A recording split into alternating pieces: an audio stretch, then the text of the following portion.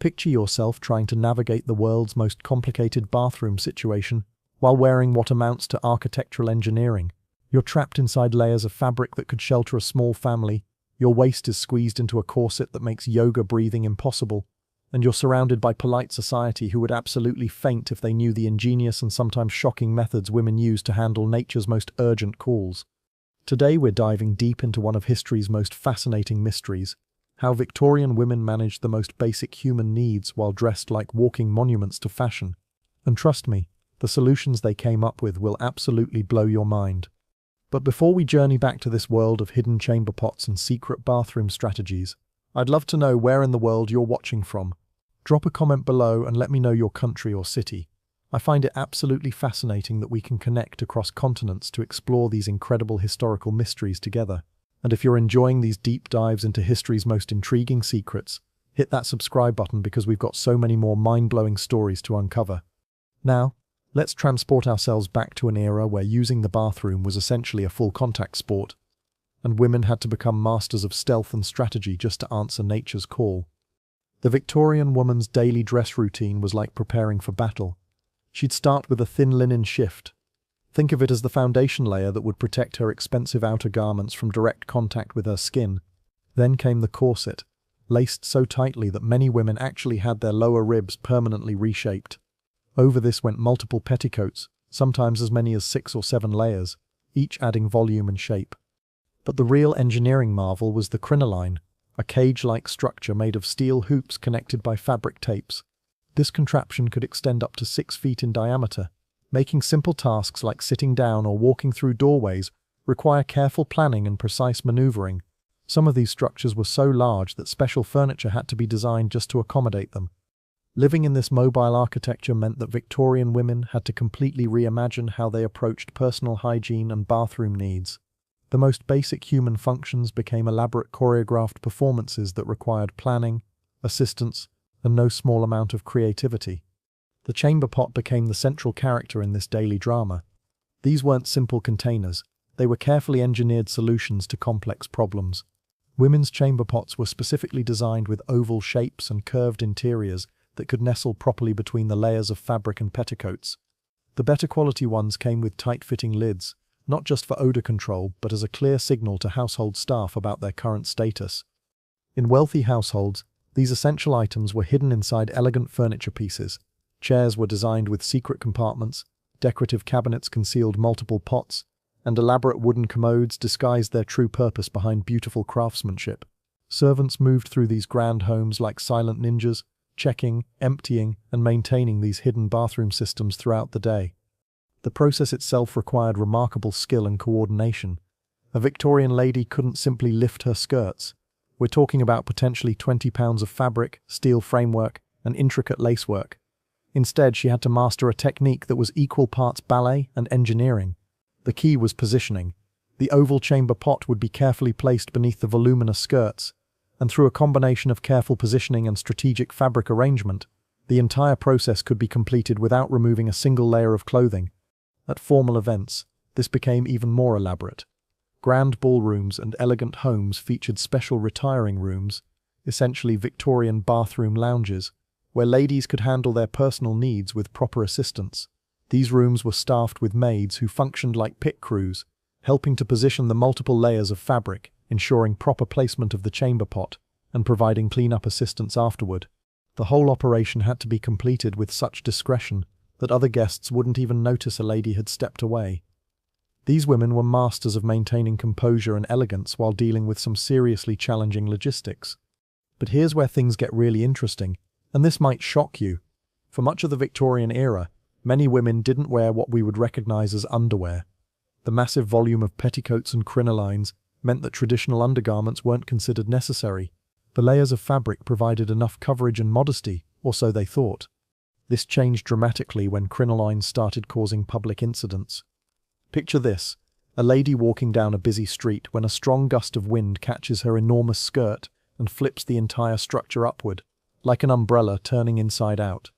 These embarrassing episodes became so common that society finally decided that perhaps some additional coverage might be wise. The solution was revolutionary for its time: split-crotch drawers. These weren't solid undergarments like modern underwear, but rather two separate pant legs connected only at the waistband, with strategic openings in the middle. This design was pure genius.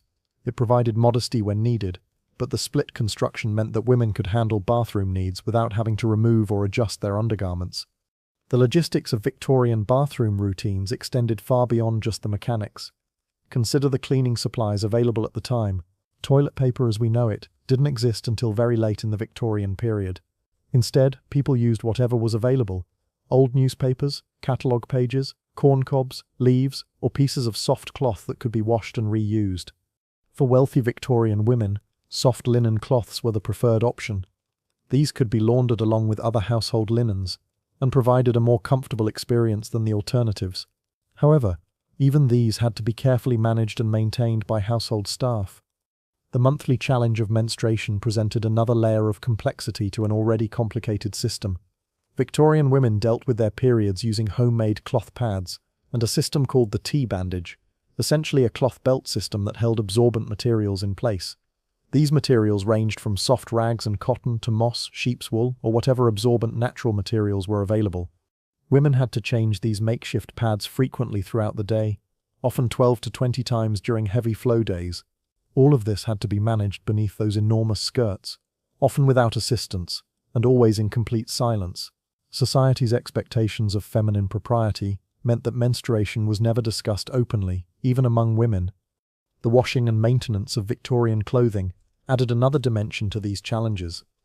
Those elaborate dresses with their yards of fabric, intricate beadwork, and delicate materials couldn't be washed frequently. Many households only did major laundry twice a year during events called Great Wash Days. Instead, dresses were maintained through careful brushing, airing out, and the liberal application of powders designed to absorb odors and oils. The undergarments that actually came into contact with the body, the shifts, chemises, and later the split-crotch drawers, were washed much more frequently. These washable layers served as protection for the expensive outer garments and were considered essential for maintaining hygiene beneath those rarely cleaned elaborate dresses. Victorian ingenuity extended to public facilities as well.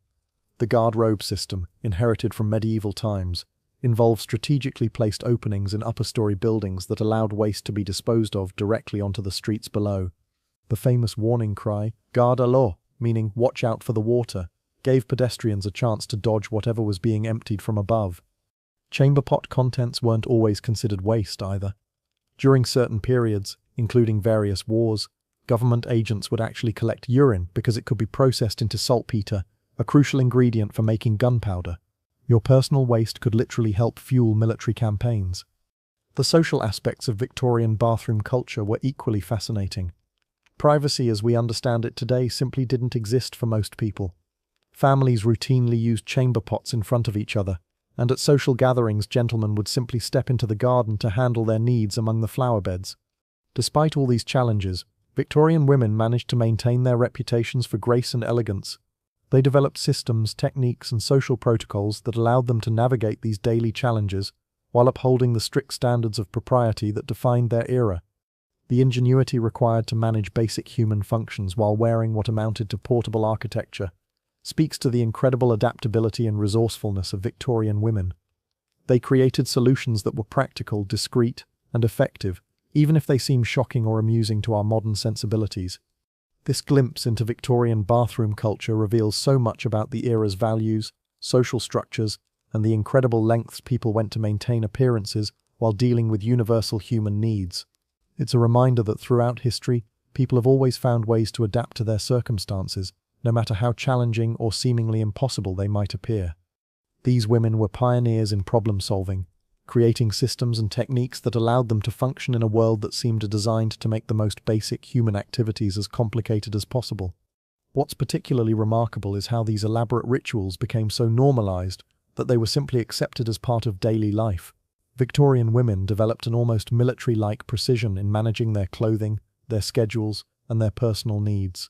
They had to plan their entire day around the logistics of their wardrobe, calculating how long they could go without access to proper facilities, timing their fluid intake, and even coordinating with other women to share retiring rooms and assistance. The psychological resilience required to maintain dignity while dealing with these challenges cannot be overstated.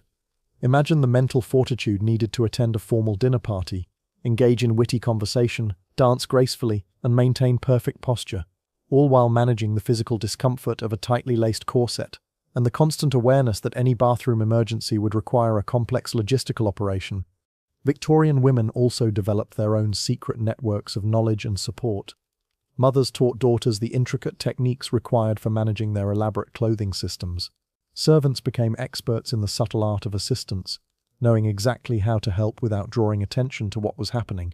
Female friends developed coded language and discreet signals for communicating bathroom needs at social events without breaching the strict rules of polite conversation.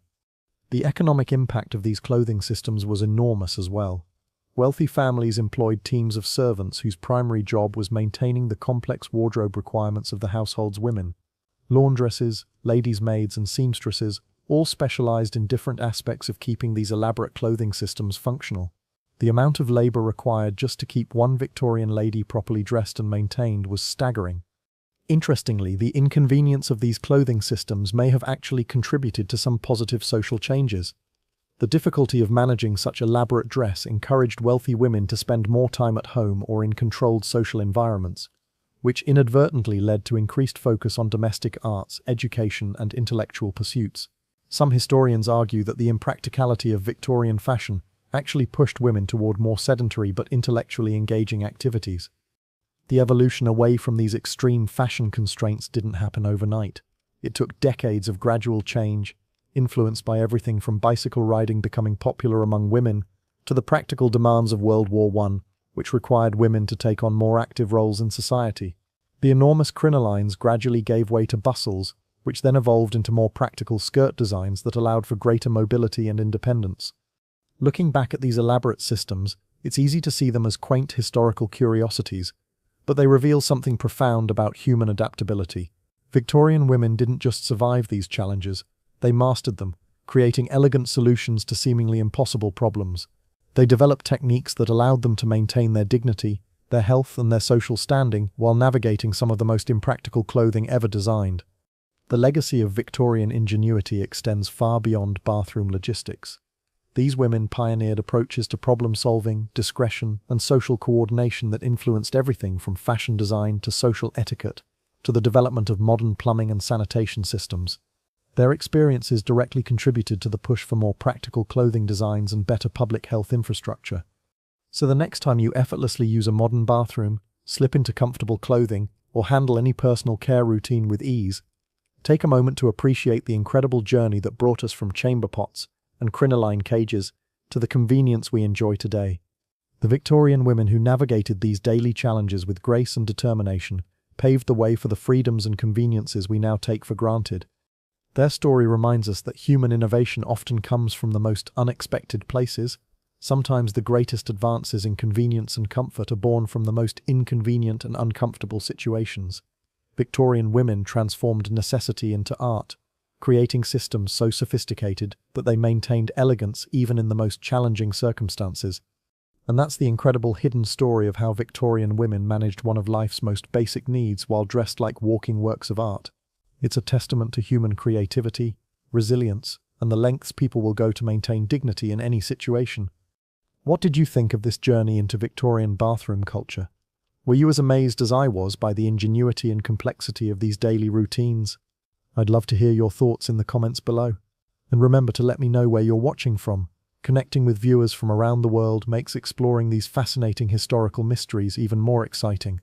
If you enjoyed diving deep into this hidden side of history, you'll definitely want to subscribe because we have so many more incredible stories waiting to be uncovered. From ancient beauty secrets that will shock you to medieval dining habits that will change how you think about food, we're constantly exploring the fascinating, weird, and wonderful aspects of how people lived throughout history.